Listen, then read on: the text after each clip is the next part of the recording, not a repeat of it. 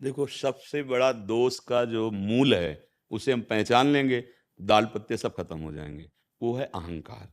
संस्कृति मूल शूल प्रदनाना, सकल शोक दायक अभिमाना, ताते करें कृपा निधि दूरी, सेवक पर ममता अति भूरी।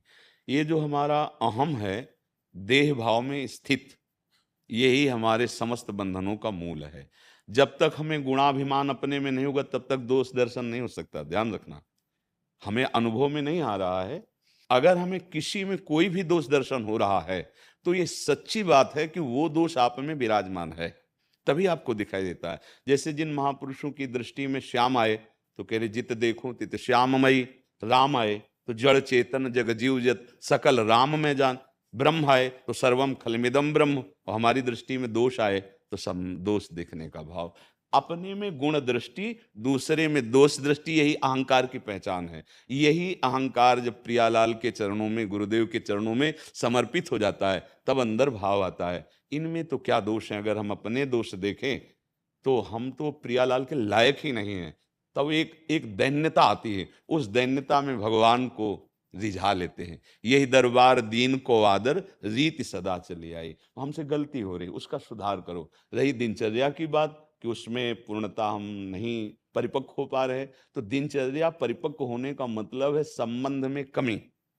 जैसे संबंध हमारा पति से है, तो ननंद, सास, ससुर, देवर, सबकी सेवा करते हुए अंदर से भाव क्या है, ये मेरे पति के संबंधी हैं। इनकी सेवा का मतलब पति का प्रसन्न हो जाना। पति की अनुकूलता और प्रसन्नता के लिए वो पूरे घर की सेवा करती है। उसका लक्ष्य क्या होता है, पति। ऐसे ही जगतपति भगवान श्री हरि हमारे परम प्राण प्यारे हैं, और सब उनके जन हैं। अब हम कहीं भी, तो हमारी दिनचर्या उन्हीं की हो रही है।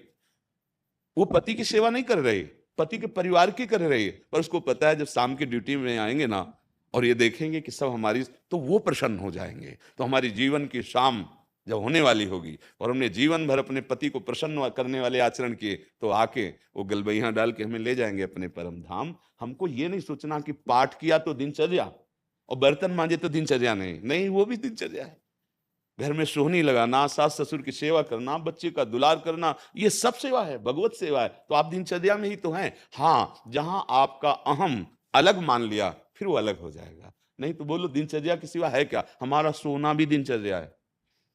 जब हम भगवत मार्ग के पथिक हैं, तो चलो वो ऊंची स्थिति नहीं है, तो इतना तो है कि हम अच्छे से सो जाएंगे, सुबह जगेंगे, फिर हम साधन करेंगे। तो वो सोना भी भजन हो गया, क्योंकि उस साधन के लिए हम सो रहे हैं, विषय विलासिता के लिए नहीं।